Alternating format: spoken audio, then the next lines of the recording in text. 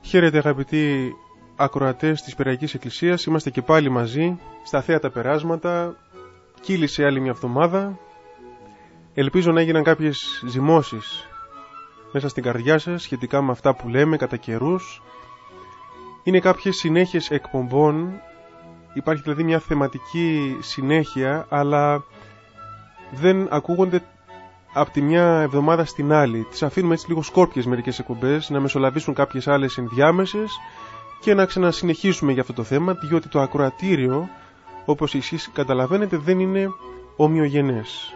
Όταν ας πούμε κάνουμε μια φορά ένα θέμα και τη μετάνοια, μπορεί να πούμε 3 εκπομπές για αυτή, αλλά δεν θα τις βάλουμε μαζεμένες για τις 3. Θα είναι σκόρπιες.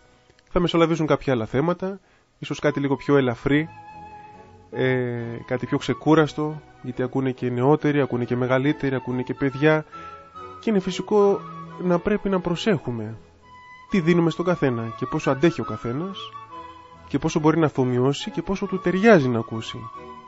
Έτσι δεν είναι? Μες στη δική μου την καρδιά πάντως γίνονται πολλές ζυμώσεις από αυτά που λέτε κατά καιρούς, από αυτά που ρωτάτε, παίρνοντας τηλέφωνο στο σταθμό και αφήνοντας τα μηνύματά σας. Με προβληματίζουν τα μηνύματά σας, με συγκινεί η αγάπη σας, τα καλά σας λόγια. Προσπαθώ να μην κολακεύομαι, αλλά προσπαθώ να χαίρομαι με ποια σκέψη. Πώς είναι ένας που κάνει ένα ωραίο γλυκό, ας πούμε, το προσφέρει και το τρώνε όλο και χαίρεσαι, κλεισά, το φάγατε, θα σας κάνω κι άλλο. Αυτή τη χαρά έχω. Δηλαδή λέω, σας άρεσε, ωραία, να κάνω και κάτι ακόμα, να προσπαθήσω να διαβάσω και να προσευχηθώ, να ασχοληθώ, να προσπαθήσω να πούμε κι άλλα τότε, αφού σας αρέσουν. Τέτοια χαρά έχω. Αυτή τη χαρά δεν μπορώ να την κρύψω. Αυτή τη χαρά δεν μπορώ να την αποφύγω. Και δεν νομίζω να είναι κάτι κακό αυτή η χαρά. Να εύχεστε να χαιρόμαστε όλοι εν Χριστώ. Να χαιρόμαστε μέσα στο Χριστό, για τον Χριστό, και η πρώτη μας χαρά να είναι ότι αγαπάμε τον Κύριο και είμαστε κοντά Του και Αυτός μας ενώνει. Και το θέμα δεν είναι τι θα πούν οι άνθρωποι για μας. Το θέμα είναι τι λέει ο Κύριος για μένα και τι λέει ο Κύριος για σένα. Και τη δική σου τη ζωή την ξέρεις εσύ καλύτερα από τον κάθε άνθρωπο, και εγώ ξέρω τη δική μου καλύτερα από κάθε έναν από εσάς.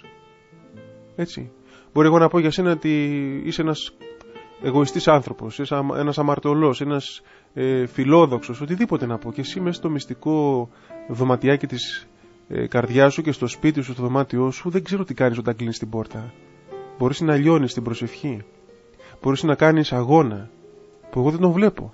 Και εγώ είδα κάτι εξωτερικό, έβγαλε ένα συμπέρασμα βιαστικό και είπα κάτι, έναν έπαινο ή μια κατηγορία. Ανθρώπινα είναι αυτά. Το θέμα, ο έπαινος μου παρασού. Ο Κύριέ μου, το θέμα, αν κάποιος με επενέσει, να με επενέσεις εσύ. Οι άνθρωποι σήμερα χειροκροτούν, αύριο μπορεί να φωνάζουν. Άρον, σταύρωσαν αυτόν. Έτσι την έκαναν και στον Κύριο. Σήμερα σου λένε κάτι καλό, αύριο μπορεί να σε απορρίψουν. Ανθρώπινα είναι αυτά, φυσιολογικά είναι. Εντάξει, είναι αναμενόμενα, μην παρεξηγήσετε δηλαδή. Να μην παρεξηγούμαστε και να τα περιμένουμε όλα. Χωρίς να κατηγορούμε. Να μην κατηγορούμε, αλλά ούτε να κατηγορούμε και αυτούς που μας κατηγορούν. Να αγαπάμε όλους και να ερμηνεύουμε όλων τη συμπεριφορά. Όλα έχουν μια εξήγηση. Όλα έχουν μια εξήγηση. Και αν το καταλάβουμε, ξέρετε τι καλοί που θα είναι όλοι. Ακόμα και αυτοί που μας κατηγορούν, ακόμα και αυτοί που δεν κατηγορούν, και αυτοί που κατηγορούν και οι κατηγορούμενοι. Όλοι έτσι είναι καλοί. Όλοι είναι αγαπητοί. Και τελικά δεν υπάρχει κανένας εχθρός, παρά μόνο ένας που είναι κοινός εχθρός όλων μας, ο εχθρός της ψυχής μας. Και όλοι έχουμε πολλά κοινά σημεία, να αγαπηθούμε μεταξύ μας, να είμαστε ενωμένοι, αγαπημένοι. Αυτό είναι το ωραίο. Λοιπόν, με βρήκε ένα παιδί, μου λέει, πάτερ, αυτά που έλεγες περί γάμου και λοιπά, περί οικογενείας, με προβλημάτισαν. Του λέω, εσύ είσαι μικρός, ακούς και εσύ αυτό το θέμα? Λέει, πού ζεις, μου λέει, μικρός? Αυτά, λέει, εμείς οι νέοι τα σκεφτόμαστε. Τα συζητάμε, λέει, στο σχολείο, τα παιδιά. Του λέω, μακάρι να τα συζητάγατε απλώς και να τα σκεφτόσασταν και να τα σκεφτόσασταν όρημα. Δεν γίνεται να τα σκεφτείτε όρημα όμως, γιατί είστε και νέοι. Δεν μπορεί ο νέος να σκεφτεί όρημα. Πώς να το κάνουμε τώρα? Το πεπόνι, λέει ο πατήρ Παΐσιος, δεν οριμάζει με το ζούλιγμα. Έρχονται κάτι γονείς και λένε, το παιδί μου, λέει, είναι μικρό, είναι στο λύκειο, αλλά νιώθει ανώριμο, το νιώθουμε ανώριμο. Λέω, και τι να κάνουμε, να του ζουλάμε το κεφάλι, να το οριμάσουμε? Δεν γίνεται να οριμάσει, δεν είναι σαν τις λαϊκείς τι αγοράζουν μερικοί, λέει, άστα λίγες μέρες, λέξουν, να οριμάσουν και μετά να τα φας. Αυτό δεν γίνεται όπως θες εσύ και όποτε θες εσύ και με την τεχνική που θες εσύ. Το παιδί θα οριμάσει όταν έρθει η ώρα του. Τι να κάνουμε το παιδί? Έτσι σκέφτεται, ανώριμα σκέφτεται. Το θέμα είναι να μπούμε στη δική του ανωριμότητα, δηλαδή στα δικά του δεδομένα, και να το βοηθήσουμε να μην κάνει τόσο ανώριμες κινήσεις, δίνοντάς του εμείς οι μεγαλύτεροι ώριμες συμπεριφορές, ένα ώριμο ωραίο παράδειγμα, ωραίες αναμνήσεις, ωραία βιώματα. Και τι να κάνεις παρατηρήσεις στο παιδί σου το οποίο είναι ανώριμο? Κοίτα τον εαυτό σου. Να είσαι εσύ μια ώριμη μάνα, ένας ώριμος πατέρας, να έχεις μια ώριμη ωραία σχέση, να δει το παιδάκι σου να πάρει μια ωραία εικόνα και να μην παίρνει τις εικόνες μόνο από την τηλεόραση και βιάζεται και ζει επιπόλαια. Κάνουν πολλά λάθη τα παιδιά σήμερα. Πολλά λάθη, Δεν τα ξέρουμε κιόλα, γιατί τα μισά είναι άγνωστα. Μισά μόνο, τα πιο πολλά, όχι μόνο τα μισά, πιο πολλά και από τα μισά είναι άγνωστα. Λίγα έρχονται στα αυτιά των μεγαλύτερων. Ζούμε στον κόσμο μας οι μεγάλοι. Τα παιδιά λένε και κάποια άλλη φράση, λέει, ζουν στην κοσμάρα τους, λέει, οι γονείς μου ζουν στην κοσμάρα τους. Δηλαδή, χαμπάρι δεν παίρνουν από μένα. Νομίζουν ότι ζω, λέει, ακόμα στη δική τους τη γενιά του 1960, 50, 70, όποτε ζούσε ο καθένας στα νιάτα του, δεν ξέρω, λέει. Εμείς, λέει, είμαστε αλλιώς, σκεφτόμαστε αλλιώς. Λέω, τι να κάνουμε? Έτσι νιώθουν οι γονείς. Δεν μπορεί να τους κάνεις και εσύ με το ζόρι να νιώθουν όπως θες εσύ και όπως μπορείς εσύ. Οι γονείς δίνουν το καλύτερο. Αυτό είναι το καλύτερό τους. Το οποίο μπορεί να μην είναι και το καλύτερο, είναι το χειρότερο. Αλλά αυτό το χειρότερο είναι το καλύτερο που μπορούν να δώσουν αυτοί οι συγκεκριμένοι δύο άνθρωποι.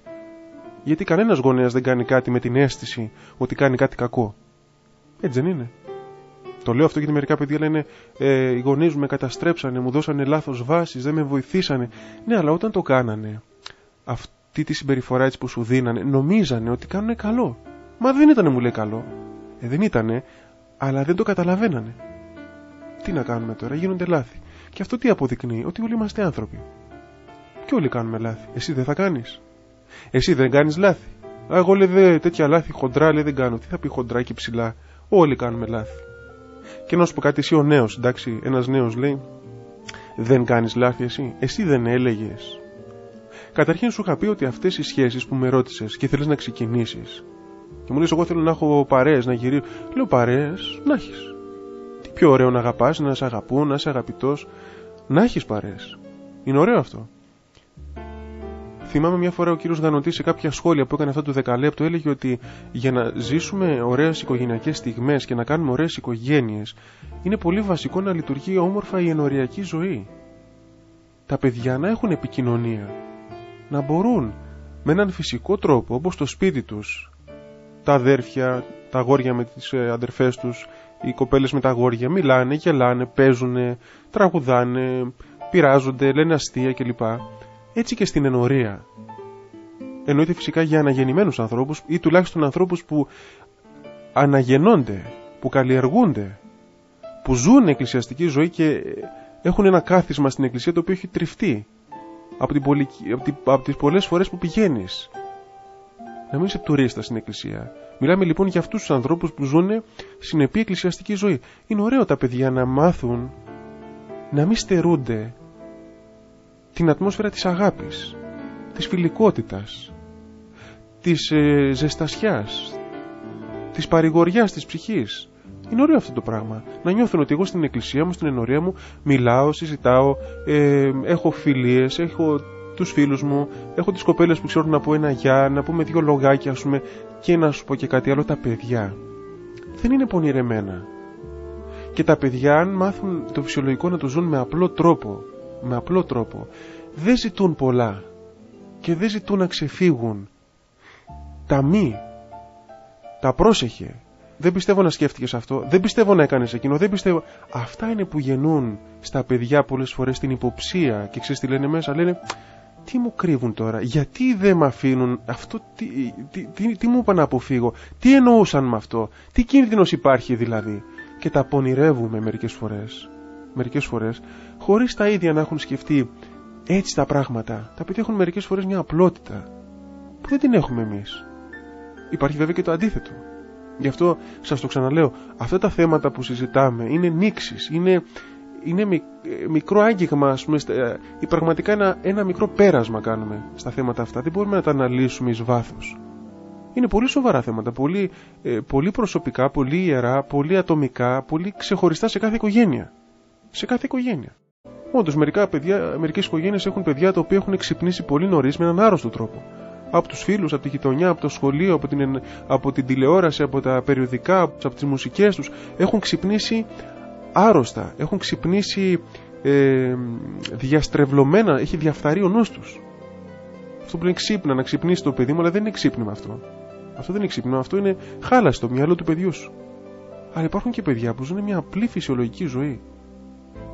Λοιπόν, με ρώτησε εσύ, λέω τώρα για το παιδί που με ρώτησε, λέει, τι κακό είναι να μιλάω. Δεν σου είπε κανείς ότι είναι κακό. Λέει, η μάνα μου δεν με αφήνει να μιλάω. Να μιλάς, δεν σε αφήνει. Παντού φοβάται, λέει, ότι υπάρχουν πειρασμοί. Κοίτα, εσύ τώρα έχεις σκεφτεί κάτι διαφορετικό? Όχι, λέει, πάτερ, εγώ είμαι φίλος με όλα τα παιδιά.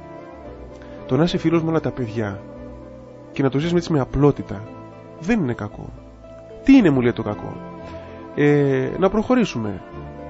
Το να σκεφτείς κάτι ξεχωριστό και μέσα από όλα τα παιδιά να ξεχωρίσεις κάποια φίλη σου και να πεις, αυτή η κοπέλα μ' αρέσει γιατί έχει αυτό το χαρακτήρα που ξεχωρίζει, μ' αρέσει αυτό το δικό της το στυλ, μου ταιριάζει, ή έχει και αυτό το πρόσωπο που μου αγγίζει, έχει αυτό το κάτι διαφορετικό που η ψυχή μου νιώθει μια ανταπόκριση και μ' αρέσει.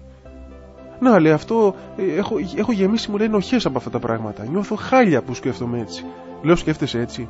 Ναι, μου λέει, και πού είναι το κακό? Πού είναι το κακό? Δηλαδή δεν είναι κακό. Ποιο είναι κακό? Δηλαδή το να πεις ότι μου αρέσει κάποιο πρόσωπο, μου αρέσει ένας χαρακτήρας, μου αρέσει ένας τύπος ανθρώπου, μου αρέσει αυτό το ύφος, αυτό το στυλ, είναι κακό? Δηλαδή τι πρέπει να πεις? Τίποτα, λέει, δεν πρέπει να πω. Έτσι έχω καταλάβει ότι η Εκκλησία τα απαγορεύει όλα. Ότι η Εκκλησία απαγορεύει να νιώθεις. Δηλαδή η Εκκλησία, του λέω, συγγνώμη, θέλει να κάνει τι? Να σε νεκρώσει? Να σου νεκρώσει τι? Όταν δεις ένα ωραίο φαγητό δεν λες, α, μου αρέσει πολύ? Όταν βλέπεις ένα ωραίο ηλιοβασίλεμα λες, α, μου αρέσει πολύ? Όταν δεις έναν ωραίο χαρακτήρα ενός ανθρώπου, απαγορεύεται να πεις ότι τι ωραίος άνθρωπος αυτός? Και να πεις και κάτι άλλο. Πόσο θα ήθελα η μητέρα των παιδιών μου, η σύζυγός μου ή ο σύζυγός μου να έχει αυτά τα χαρακτηριστικά? Αυτό είναι κακό? Όχι απλώς δεν είναι κακό, αλλά νομίζω είναι ανάγκη να το διδάξουμε αυτούς τους ανθρώπους στα παιδιά. Ποιο? Να θαυμάζουν την ομορφιά όπου αυτή υπάρχει. Γιατί μετά, όταν έρθει η ώρα να κάνουν την οικογένειά τους, τα παιδιά που έχουν νεκρώσει τα κριτήρια της ψυχής τους, έχουν νεκρώσει την καρδιά τους, δεν έχουν μάθει να αγαπούν ούτε καν σωστά, δεν έχουν μάθει να αγαπούν φυσιολογικά, ή δεν ξέρουν πλέον να αγαπούν, ή πέφτουν με τα μούτρα και μπερδεύουν την αγάπη με τα ένστικτά τους και το πάθος τους, το παράφορο, και δεν μπορούν να ελέγξουν την κατάστασή τους, ή δεν ξέρουν τι ζητούν στη ζωή.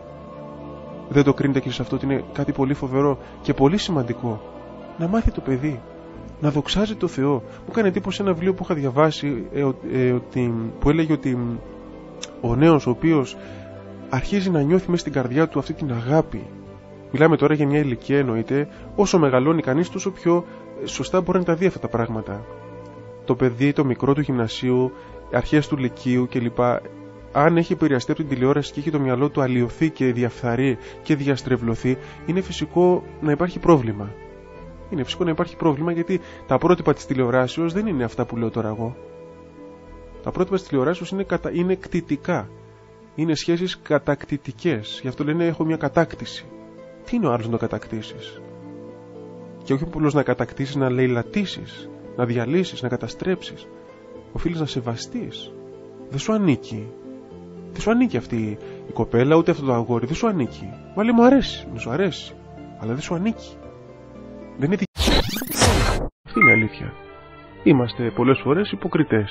Είμαστε φαρισαίοι και μια εκδήλωση αυτού του φαρισαϊσμού μας είναι αυτή η κατάκριση των άλλων. Μιλάμε για τους άλλους,